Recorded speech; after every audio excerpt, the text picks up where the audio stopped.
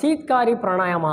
So இதுக்கு என்ன பண்ணணும் அப்படின்னா, முதல்ல நம்மளோட அந்த பற்களை வந்து நல்லா அந்த மாதிரி கடித்த மாதிரி இந்த மாதிரி வச்சுக்கணும்.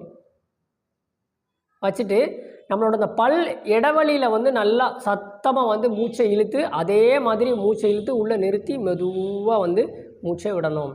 பாருங்கள்.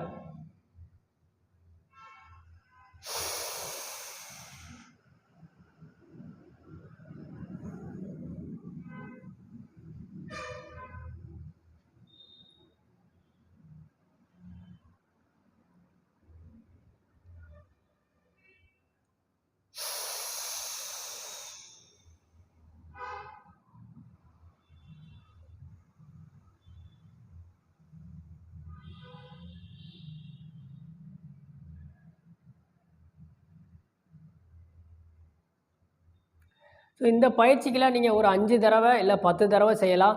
எப்போ